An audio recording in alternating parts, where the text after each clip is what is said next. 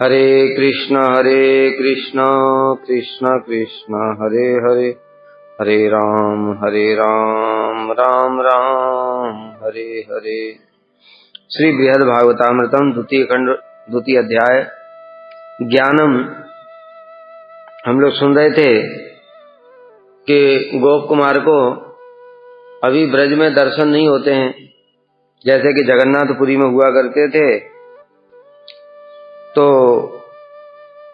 ब्रज से भी उनको बड़ा विरह होने लगा, और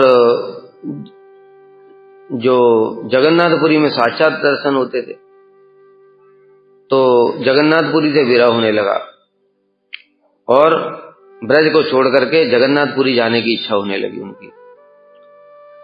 और अंत में फिर उन्होंने जगन्नाथ जी के दर्शन करने के लिए व्याकुल होकर के ब्रज को छोड़ ही दिया और वहां से चल दिए। चलते चलते वो उत्कल देश की ओर जा रहे थे। मार्ग में उन्होंने गंगा जी के तट पर स्वधर्म में आचरण कुछ ब्राह्मणों के दर्शन किए। और वो ब्राह्मण कैसे थे? विचित्र शास्त्र विज्ञेभ्य, अनेक सारे शास्त्रों के ज्ञाता थे वो। जैसे बताया था, श्रुति स्मृति दर्शन पुराण इतिहास इत्यादि। श्रुति वेद उपनिषद, स्मृति महाभारत, महाभारत इतिहास में आएगा। स्मृति में क्या आएगा? मनु स्मृति इत्यादि। दर्शन 6 प्रकार के होते हैं, 6 प्रकार के जो आस्तिक दर्शन बताया, मीमांसा, न्याय और योग। 2 मीमांसा, 2 न्याय और 2 योग। पुराण 18 पुराण, 18 उपपुराण, इतिहास रामायण महाभारत इत्यादि। इस प्रकार के बहुत सारे शास्त्रों को जानने वाले थे। और उनके मुख से उन्होंने बड़ी विचित्र बात सुनी, जो पहले वो नहीं जानते थे, कि ये मर्त्यलोक से भी ऊपर एक स्वर्ग लोक नामक स्थान है, और वह अंतरिक्ष में स्थित है और भूमि से श्रेष्ठ है। विमानावलिभि श्रीमान निर्भयो दुख वर्जितः, जरा मरण रोगादि दोष वर्ग बहिष्कृतः। अब स्वर्ग का वैशिष्ट्य बता रहे। स्वर्ग किस प्रकार से भूमि से श्रेष्ठ है। विमानावलिभि, विमानों के समूह द्वारा सुशोभित है। अनेक प्रकार के वहां पर विमान होते हैं। जैसे विमान तो आजकल यहां भी बना दिए, लेकिन यहां का प्लेन क्रैश हो जाता है। 3 दिन में 3 प्लेन क्रैश हुए। इसलिए यहां का जो विमान है उसमें बड़ी समस्या है। कुछ भी समस्या, एक पक्षी भी टकरा गया तो वो क्रैश हो जाएगा। और दूसरी बात, वो फिक्स साइज का होता है। लेकिन जो दिव्य विमान होते हैं, वर्णन आता है, करदम और देवहूति के संवाद में भी वर्णन आता है, वो विमान इतना दिव्य था और वो एक्सपेंडेबल विमान थे। कहीं भी लैंड हो जाते थे, कहीं से भी उड़ जाते थे, मन की इच्छा से चलते थे। ये साइंस की इतनी शक्ति है नहीं अभी कि वो इतना इस प्रकार का टेक्नोलॉजी डेवलप कर ले। अपने आप को भले ही वो मान सकते हैं श्रेष्ठ, किंतु अभी उतनी टेक्नोलॉजी नहीं है जितनी की ऋषि मुनियों के पास में हुआ करती थी। उनको कोई पार्किंग की जरूरत नहीं होती थी। और बताए ना, कहीं पर भी लैंड हो जाएगा। अब ये पहाड़ की चोटी पर वो विमान लैंड कर सकते हैं क्या? उनके लिए रनवे चाहिए 1 किलोमीटर लंबा। हेलीकॉप्टर भी लैंड नहीं हो सकता है, उनका विमान कहीं भी लैंड हो जाता है। और लोगों के अनुसार बढ़ जाता था। लोग ज्यादा आ गए, वो बढ़ जाता था। तो साइंस ने तो ऐसी कोई गाड़ी बनाई नहीं अभी तक जो बढ़ जा रहे थे। तो 50 की जगह 7 सीटर कार में तो 15 लोग आ जाएं, हैं? ऐसा एक्सपेंडेबल गाड़ी अभी तक बनी नहीं है। भविष्य में देखते हैं, शायद इनको पढ़ करके कुछ और दिमाग लगा के कुछ करें। और क्या है? श्रीमान निर्भयो दुख वर्जिता, भय और दुख से रहित है।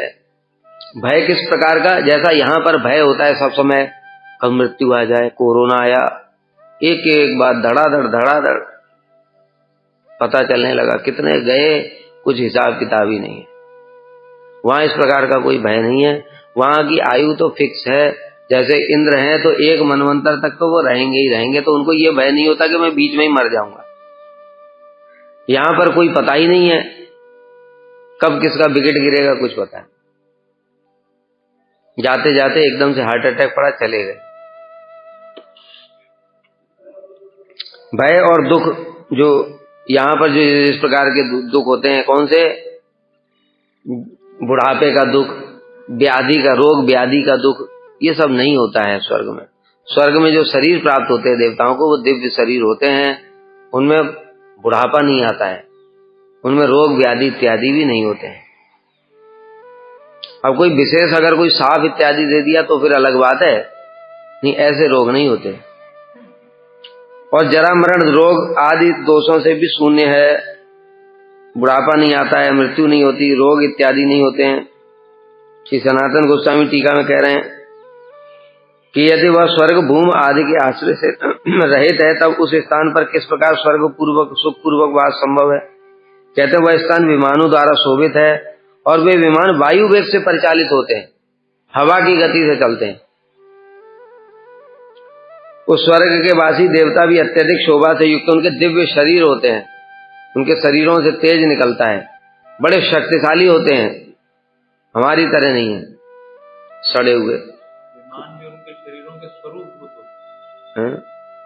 विमान जब वो चाहते हैं तो प्रकट हो जाते हैं। हाँ, और वह स्वर्ग भय और दुख वर्जित होने के कारण वृद्धावस्था आदि दोषों से भी शून्य है। अथवा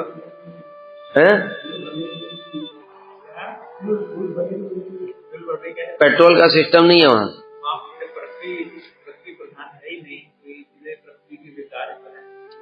अभी तक साइंस ऐसा बना नहीं रहा है। अभी तो बना, शायद बना ले कि वो सोलर सिस्टम से चला ले विमान को। पता चला बैटरी खत्म तो विमान सीधे नीचे, लेकिन उनका बैटरी खत्म नहीं होती। महासुखमयो लभ्य पुण्यई अत्रोत्तमे कृतई यस्य शक्रो अधिको ज्यायान भ्राता श्री जगदीशतु। अब यहाँ पर विशेष बात बता रहे हैं कि वह स्वर्ग महासुखमय है। महासुखमय मतलब कहने से तात्पर्य पृथ्वी की तुलना में, पृथ्वी की तुलना में जिस प्रकार के सुख हैं यहाँ से, वहां से श्रेष्ठ सुख है। वास्तव में इस जगत में सुख नहीं है, ये अविद्या है। इस जगत में दुख को सुख मानना, यही अविद्या। 4 प्रकार की अविद्या में से एक प्रकार की अविद्या है दुख को सुख समझना। लेकिन यहाँ क्यों कह रहे हैं ऐसा? वह स्वर्ग महासुखमय है, यहाँ की अपेक्षा महासुखमय है।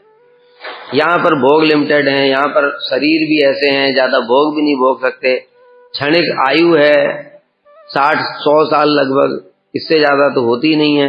लेकिन वहां पर सब कुछ सारी से सारी व्यवस्थाएं, और भोगों के लिए भी बड़ी सुंदर सुंदर व्यवस्थाएं यहाँ से बहुत अधिक मात्रा,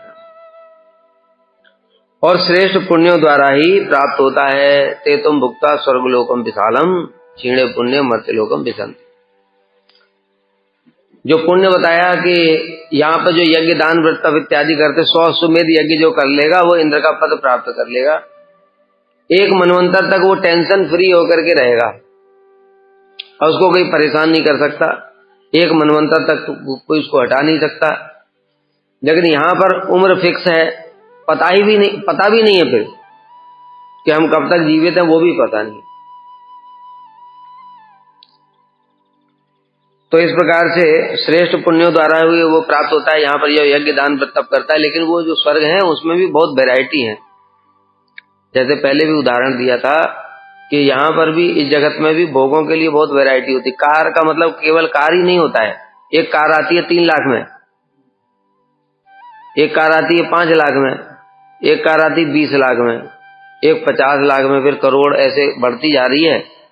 तो वो जो कार है, कार होने पर भी उसमें तारतम्य है। जितना पैसा ज्यादा दोगे उतना उसमें फैसिलिटी भी ज्यादा रहेंगी। उसी प्रकार से जिसका पुण्य ज्यादा रहेगा उसको स्वर्ग भी उस प्रकार का भोग करने को मिलेगा। अनेक प्रकार के स्वर्ग हैं, सब इंद्र के पास में नहीं जाते हैं। तो इसलिए जिसका पुण्य जैसा है, यज्ञ दान व्रत तप किसने कितना किया, उसके अनुसार उसको उस प्रकार का ही स्वर्ग का भोग प्राप्त होता है। सब इंद्र के पास में नहीं पहुंच सकते। और क्या विशेषता है वहां? कह रहे जगदीश के ज्येष्ठ भ्राता इंद्रदेव उस स्थान के अधिपति हैं। यही विशेष बात है कि जो जगदीश है भगवान, उन भगवान के भी बड़े भाई हैं इंद्र, वो वहां पर अधिपति है, मतलब राजा हैं स्वर्ग के। वह स्थान न केवल जरा मरण आदि दोष शून्य है, बल्कि वहां परम सुख भी वर्तमान है। इसलिए यहाँ कह रहे हैं स्वर्ग परम सुख का स्थान है, विशेषतः दुर्लभ होने के कारण उसका अत्यधिक रूप में वर्धित हुआ है। यहाँ केवल पृथ्वी की अपेक्षा यहाँ पर स्वर्ग की बात कर रहे हैं। एक दृष्टिकोण से पृथ्वी की अपेक्षा स्वर्ग श्रेष्ठ है। अब क्यों बता रहे हैं कि क्यों श्रेष्ठ है, वो दृष्टिकोण क्या है वो बताएंगे अभी। भारतवर्ष में आकर उत्कृष्ट अर्थात विशुद्ध पुण्यजनक कर्मों के अनुष्ठान से वह स्थान प्राप्त होता है। भाई सीधी सी बात होती है, पढ़ाई से नौकरी श्रेष्ठ है। क्यों? पढ़ाई में तुमको मेहनत भी करनी पड़ती है, पैसा भी खर्च करना पड़ता है, और नौकरी में सैलरी मिलती है। उल्टा नौकरी में सैलरी मिलती है, पढ़ाई में पैसा खर्च करना पड़ता है। फिर पढ़ाई की गारंटी नहीं है कि तुम्हें सैलरी मिलेगी कि नहीं मिलेगी उसका फल, लेकिन नौकरी मिल गई तो उसमें गारंटी है कि सैलरी मिलनी। इसी प्रकार से तो मतलब इस दृष्टिकोण से पढ़ाई का फल है सैलरी, नौकरी। इस दृष्टिकोण से भारत में कर्म करेगा, यज्ञ दान व्रत तप करेगा, उसका फल मिलेगा स्वर्ग में जाकर। इस दृष्टिकोण से श्रेष्ठ होता है। ठीक है, सभी दृष्टिकोण से ये बात श्रेष्ठ नहीं है, इसको भी समझना पड़ेगा। भारत भूमि में यहां पर ही भजन हो सकता है, इस दृष्टिकोण से भारत भूमि फिर बहुत बहुत श्रेष्ठ हो जाती है। वैकुंठा जनितो वरामदपुरी तत्रापि रासो सवाद वृंदावन, ये सब क्यों बोला? स्वर्ग के लिए नहीं बोला ये सब बातें, ये सब विचार करने वाली। इसलिए यहाँ पर एक दृष्टिकोण की बात समझनी चाहिए। शास्त्रों का सब समय तारतम्य समझना पड़ेगा, किस दृष्टिकोण से कौन सी बात कही जा रही है। और भारत के अलावा भारत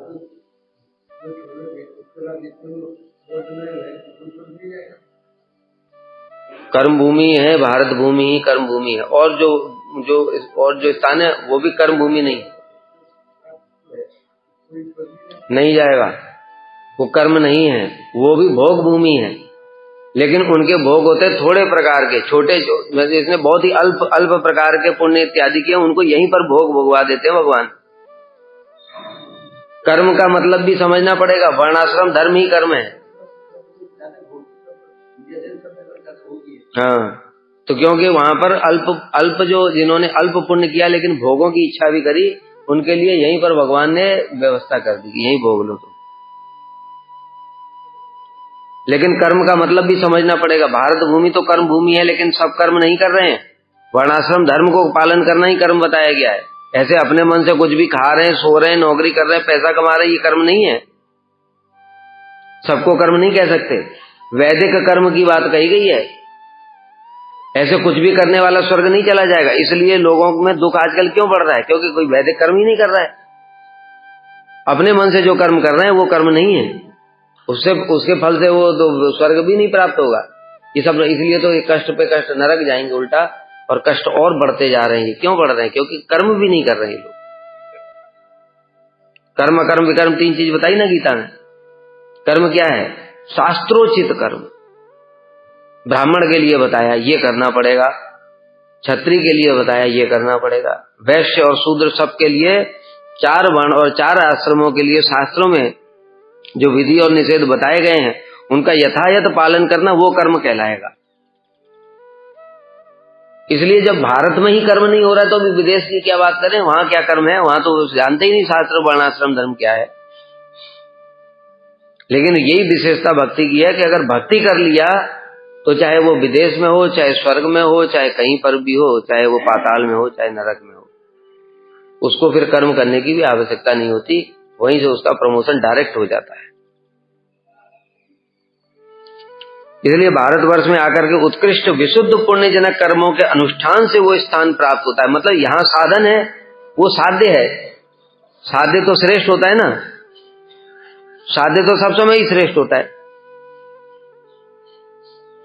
साध्य प्राप्त करने के लिए तो साधन करते हैं। इस प्रकार से स्वतः प्रमाणित साधन महात्म का वर्णन कर अब महेंद्र के द्वारा पालित होने के कारण उस स्थान की अत्यधिक श्रेष्ठता के बारे में कह रहे हैं। अब पहले बताया यहाँ पर कि जो यहाँ पर पुण्य इत्यादि करता है उसको वो प्राप्त होता है। फिर अब उस स्वर्ग की स्थान की महिमा बता रहे हैं कि वामन रूपी जगदीश के ज्येष्ठ भ्राता उस स्थान के पालक या अधिपति हैं। वामन क्यों बोला? वामन कहने से ही समझ में आ जाना चाहिए कि इंद्र की महिमा नहीं है, महिमा भगवान की है, और भगवान के वो बड़े भाई हैं, इसलिए उनको निश्चिंत है। क्योंकि जब भगवान के बड़े भाई हैं तो उनके ऊपर में कोई समस्या आ नहीं सकती है। और वहां का पालन पोषण इंद्र क्या करेंगे? वो जगदीश ही कर रहे हैं। इंद्र का तो बस नाम ही है उपेंद्र।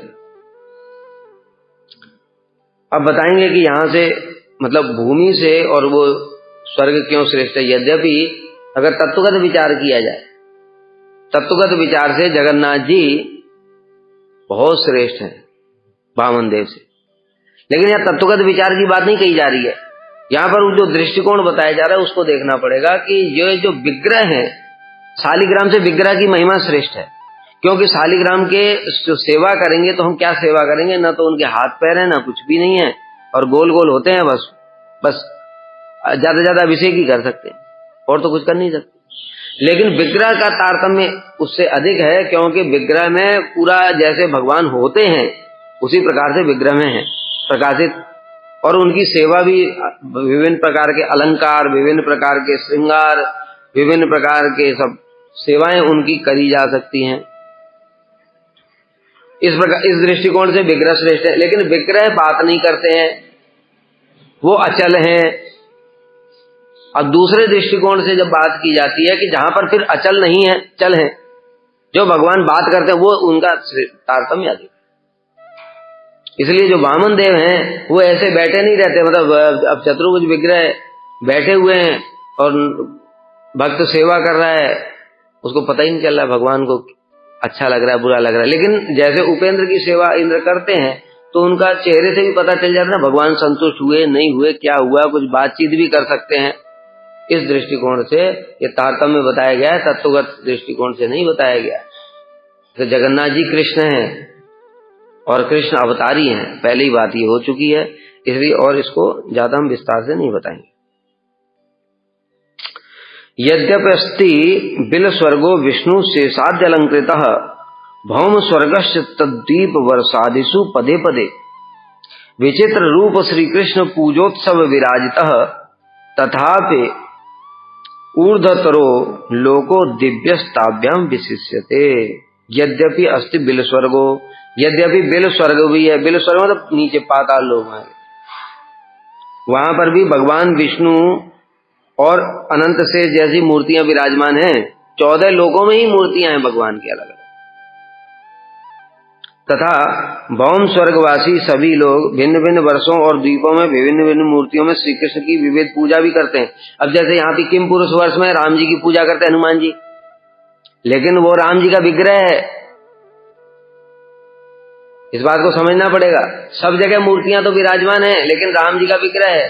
यहाँ पर भी प्रहलाद जी भी पूजा करते हैं। कौन सा वर्ष है वो जहां पर प्रहलाद जी रहते हैं? भारत जो है जम्बू द्वीप में कितने वर्ष हैं? 9 वर्ष हैं, ठीक है। 7 द्वीप हैं, पृथ्वी पर 7 द्वीप हैं।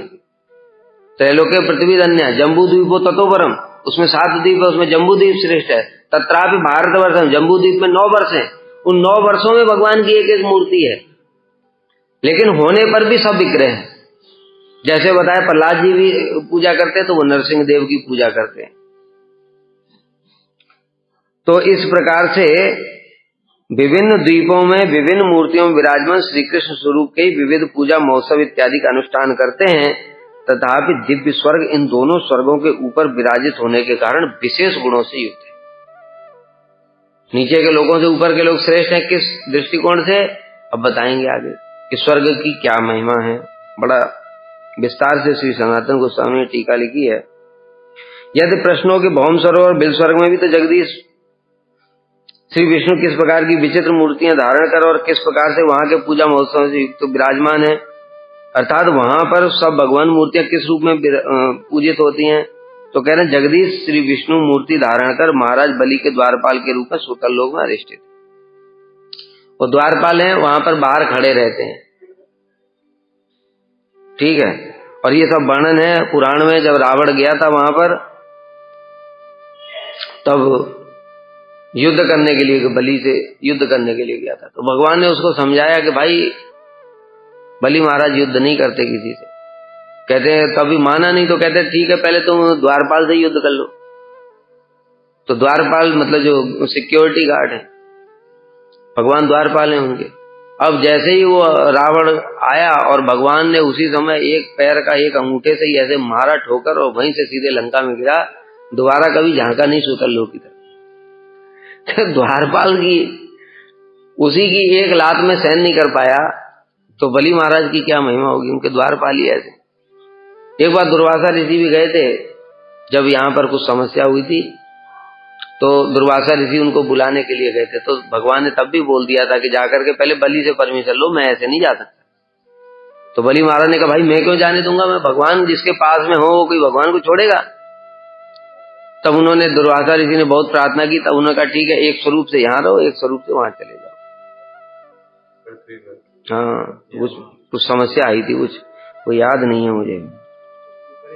पृथ्वी पर आदि शब्द द्वारा रामायण में उक्त रावण का गर्व चूर्णकारी भगवान ये सूचित हुए हैं, और जो अतल लोक में विराजमान है भगवान कपिल देव।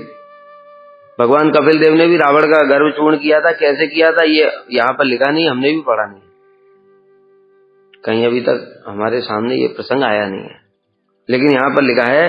सूतल लोक का तो हमको पता ही है कि ये रावण गया था वहां भी, और भगवान ने उसको अंगूठे से ही मार करके पहुंचा दिया था सीधे लंका में। और अनंत से धरणीधर के रूप में पाताल लोक में, ये तो सबको ही पता है, अनंत शेष रूप में पाताल लोक में विराजमान है। उनके सिर के ऊपर ही जो ब्रह्मांड है, पृथ्वी है, सब एक सरसों के दाने की भांति विराजमान है। आदि शब्द द्वारा रामायण में उक्त रावण का गर्व चूर्णकारी श्री कपिल देव सूचित हुए, जो अतल लोक में विराजमान है। अतल लोक में भगवान कपिल देव रहते हैं। उसी प्रकार से भगवान की रुद्रादि मूर्तियां भी वितल में विराजमान हैं। जो एकादश रुद्र हैं वो मूर्तियां भी यहाँ पर विराजमान हैं। इस प्रकार भगवान की असंख्य मूर्तियां विश्व स्वर्ग को अलंकृत करके, मतलब नीचे के लोकों में भी भगवान की असंख्य मूर्तियां हैं, ऊपर के लोकों में भी अनेक सारी हैं। यहाँ तक कि अभी आगे वर्णन आएगा कि जो 8 आवरण होते हैं उनमें भी भगवान की मूर्तियां विराजमान। इतने अनंत, इसलिए तो बताया अनंत अवतार। ये तो एक ब्रह्मांड है, ऐसे अनंत ब्रह्मांड है, अनंत ब्रह्मांड में अनंत अवतार है, कोई उनकी लिमिट ही नहीं है। सावन में पृथ्वी के साथ जो ये वरादेव हैं, ये साक्षात रूप में है ना, मूर्ति रूप में आता है। तो पृथ्वी है, इसमें वरादेव है, ये पृथ्वी के साथ साक्षात में है। वहां के लोग जो है मूर्ति पूजा करते हैं। इसी प्रकार भूमंडल में जम्बूद्वीप स्थित भारतवर्ष आदि में अनेक मूर्तियां भी विराजमान है।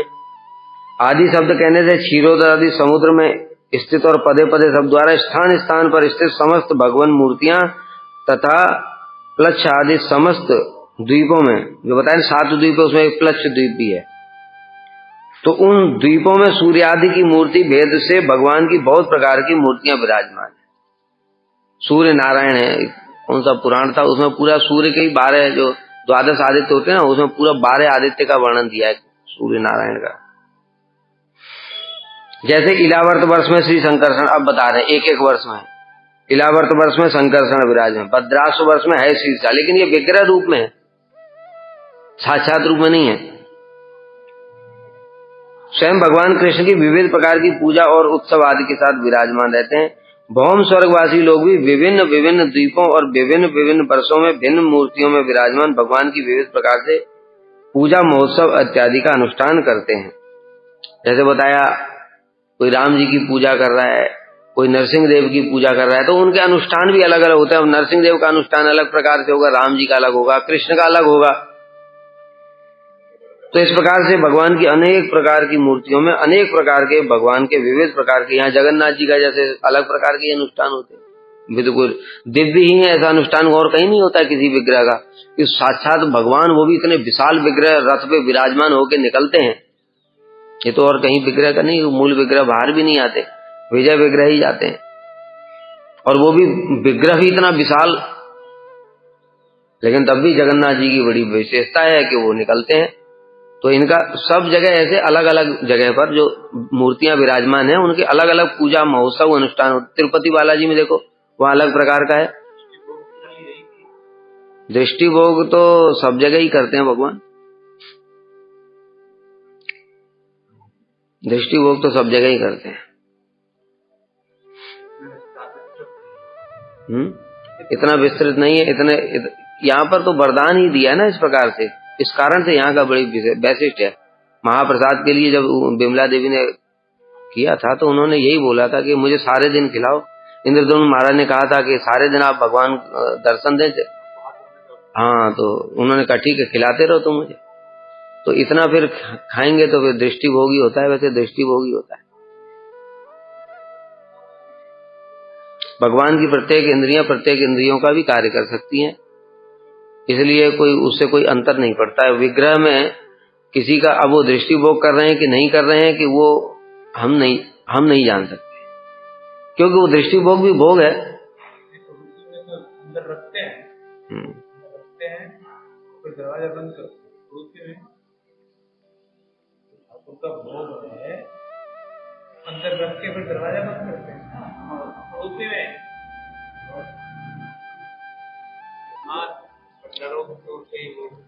हाँ, क्योंकि यहाँ पर इतना विशाल भोग मंडप भी इतना विशाल है ना, यहाँ का इतना विशाल भोग मंडप। अब मंदिर के अंदर में कितना भोग रखोगे आप ना, जो जहाँ गर्भगृह है वहां कितना रख लोगे, और जगन्नाथ जी को तो चाहिए इतना सारा, तो उसके लिए तो वो दृष्टि भोग ही करना पड़ेगा। लेकिन उससे कोई अंतर नहीं पड़ता है, क्योंकि भगवान अंगान यस्य सकलेन्द्रिय वृत्ति। इन समस्त द्वीपों और वर्षों के अंतर्गत श्री भगवान की मूर्तियों का विशेष परिचय श्रीमद् भागवत के पंचम स्कंद में विभिन्न प्रकार के वर्ष और विभिन्न प्रकार के द्वीप और उन द्वीपों में भगवान के कौन कौन से विग्रह की पूजा होती है ये सब बताएं। उसी में वर्णन है, प्रहलाद का भी वर्णन है, उसी में नरसिंह देव की पूजा करते हैं, लेकिन वो नरसिंह विग्रह है। और उसी में वर्णन है किम पुरुष वर्ष में हनुमान जी पूजा करते हैं राम जी के लिए, वो भी विग्रह है। तो इस प्रकार से अलग अलग मूर्तियों में अलग अलग पूजा अनुष्ठान महोत्सव सब होते हैं। यद्यपि भौम स्वर्ग और बिल स्वर्ग आदि में इस प्रकार के पूजा महोत्सव आदि विद्यमान हैं, तथापि अंतरिक्ष दिव्य स्वर्ग, इसको बताया गया भौम स्वर्ग। इसलिए बाबा जी महाराज देखो अभी भौम स्वर्ग बताया, मतलब अन्य अन्य जो स्थान है वो कर्म भूमि नहीं है, वो स्वर्ग है, यहीं पर ही स्वर्ग है। भौम स्वर्ग इनको बोला गया क्योंकि अल्प मात्रा में वहां पर भी जो यहाँ से श्रेष्ठ भोग है। ये पृथ्वी भौम स्वर्ग नहीं है, लेकिन इसके निकट ही है। यहाँ पर तो जो वर्ष बता रहे हैं, जो भोग बचते हैं स्वर्ग वालों के वो भोग करते हैं, इनको भी भौम स्वर्ग ही मानो। और क्या, क्यों इनको क्या बोलोगे, कर्म भूमि है नहीं तो फिर क्या है। बिल स्वर्ग नीचे वाले हैं, अतल सुतल वितल इत्यादि ये बिल स्वर्ग हैं। अब इनको स्वर्ग क्यों मानना पड़ेगा भौम स्वर्ग, क्योंकि ये कर्म भूमि है नहीं। जब कर्म भूमि नहीं, अभी जैसे मैंने बताया था कि जो स्वर्ग है, जो राजा स्वर्ग का जो राजा है ना, क्या नाम है इसका, इंद्र का, पुरंदर। अब वो जो पुरंदर के पास सब कोई नहीं जाता, वहां स्वर्गों की वैरायटी है। इसी प्रकार से यह भौम स्वर्ग में भी वैरायटी है। जैसे मान लो विदेश से यहाँ से चले गए स्विट्जरलैंड, वहां पर कुछ प्रकार के भोग हैं, अमेरिका में कुछ उससे ज्यादा श्रेष्ठ भोग हैं, दूसरे देशों में और ज्यादा भोग हैं, फिर दूसरे जो वर्ष हैं, जो दूसरे वर्ष हैं उनमें और ज्यादा भोग हैं, किसी में कम किसी में ज्यादा। तो ये तारतम्य, ये भौम स्वर्ग है सब, क्योंकि पृथ्वी है ना, ये पृथ्वी, ये भौम बता रहे, भौम माने पृथ्वी पर जो स्वर्ग है तो इनको स्वर्ग जैसा ही मानना पड़ेगा। और दिव्य स्वर्ग बताया, स्वर्ग ऊपर वाला,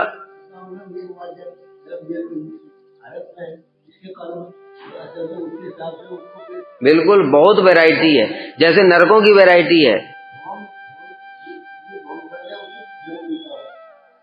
जैसे नरकों की वैरायटी है ना। थोड़ा सा अंतर है, थोड़ा सा कि जो भौम स्वर्ग है वो अमेरिका, स्विट्जरलैंड आदि हैं या थोड़े धरती से ऊपर? नहीं, वो भी हैं, ये भी हैं। नहीं, ये हैं, लेकिन उसमें भी कई बार बड़ा कष्ट देखा जाता है, लोग दुख पाते हुए देखे जाते हैं इन देशों में। तो स्वर्ग में जो दुख की अभी धारणा थी, नहीं, वो फिर दिव्य स्वर्ग की विशेषता थी। यहाँ पर जो भौम स्वर्ग में तो कष्ट मिलेगा, क्योंकि बताया ना कि उन्होंने पाप और पुण्य दोनों किए। जिसने केवल यज्ञ दान व्रत, जैसे ये जो राजा थे महाविष, जो शांतनु बने, इन्होंने पुण्य ही पुण्य किए। तो पुण्य जो जब पुण्य ही पुण्य करेगा तो स्वर्ग को प्राप्त किया। फिर स्वर्ग को इंद्र के साथ बैठ करके पूरा बैठते थे, इंद्र के साथ आसन लगता था इनका, साधारण थोड़ी थे। तो इन्होंने पुण्य ही इतने किए, और जो पुण्य पाप मिक्स कर रहा है, पुण्य तोड़े जाता है तो उनको वहां डाल दिया। ऐसे वैरायटी है, भगवान के पास सारी व्यवस्था है ना। तो इसलिए दिव्य स्वर्ग की महिमा अलग है। दिव्य स्वर्ग में दिव्य शरीर मिलेगा। भौम स्वर्ग जब तुमने थोड़ा सा पुण्य किया, भौम स्वर्ग में दिव्य शरीर कहां से मिलेगा फिर? तो वहां तो ये रहेगा, पर ये भोग मिलेंगे बस, यहां से ज्यादा पृथ्वी। हाँ, तो इस प्रकार से भौम स्वर्ग और बिल स्वर्ग आदि में इस प्रकार के पूजा महोत्सव आदि विद्यमान हैं। तथापि अंतरिक्ष दिव्य स्वर्ग भौम स्वर्ग और बिल स्वर्ग दोनों से भी विलक्षण और विशेष गुणों से युक्त है। अभी जैसा कि बताया कि वहां पर फिर जरा बुढ़ापा नहीं है, वहां पर रोग व्याधि नहीं है, शरीर एकदम सब चकाचक रहता है, अमृत पीने को मिलता है, अमृत। इस प्रकार से ना वहां का वैशिष्ट्य अधिक है, क्योंकि दिव्य स्वर्ग इन दोनों स्वर्गों के ऊपर मुकुट रूप से विराजमान है,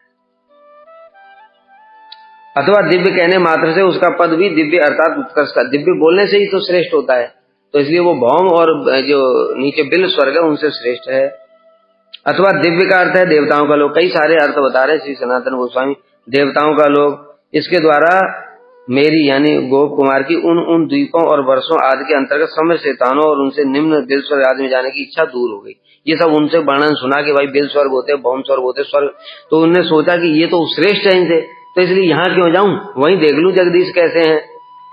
तो इस प्रकार से उनकी जो दिव्य स्वर्ग है वहां पर श्री गोप कुमार की जाने की इच्छा हो गई।